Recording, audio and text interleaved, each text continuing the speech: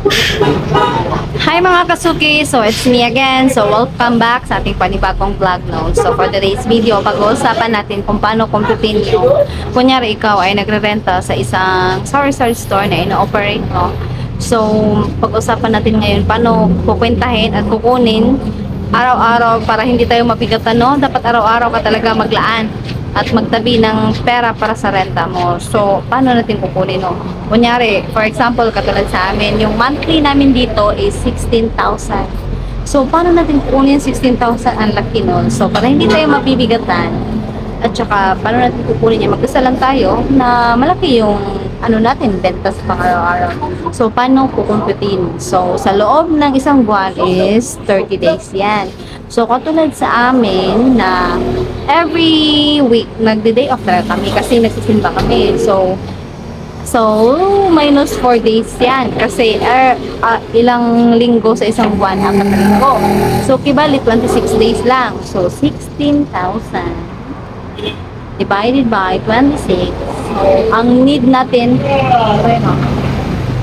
16,000 divided by 26 days. So, need ka magtago ng 615,000, 615 pesos per day. So, sa pang-araw-araw mo na benta, magdasal ka na lang na yung kunyari mga malaki din yung benta mo. Ilagay na natin sa point na nagsisimula ka pa lang. So, for example, yung daily sales mo tatakbo ng 4,000. So, kuhaan mo talaga yan. Magtabi ka talaga para sa renta mo para hindi ka ma-pressure pagdating ng time na bayaran ng renta.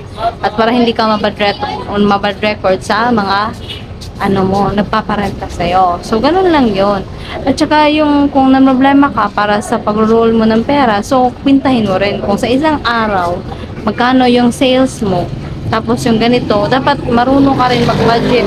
Budgetin mo, tapos yung kuryente mo, kunin mo na rin yan sa pang-araw-araw. Ganun lang yun. Kung kunyari, 1,500 divided by 26 days. So, every day, magkano yung itatabi mo para hindi siya mabigat.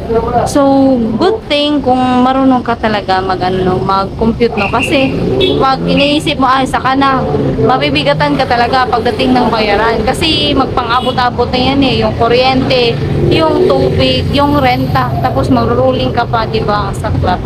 So, ganun lang yun. Kasi, alam nyo, sa buhay, pag ninegosyo talaga, hindi naman ganun ka basta-basta eh. Dapat kasi, talaga eh, full-time commitment yan. Kasi, hindi naman porket nagnenegosyo tayo, ang saya-saya na ng buhay. Kaya, yung iba dyan, na iniisip nila, negosyante ito ang yaman-yaman. So, mali sila. Mayaman nga tayo, malaman sa stress. Kaya kung ikaw, nagbabalak magnenegosyo, dapat, mo talaga, yung full-time commitment. So, yun lang yun. Thank you for watching and see you sa ating next vlog. Bye-bye.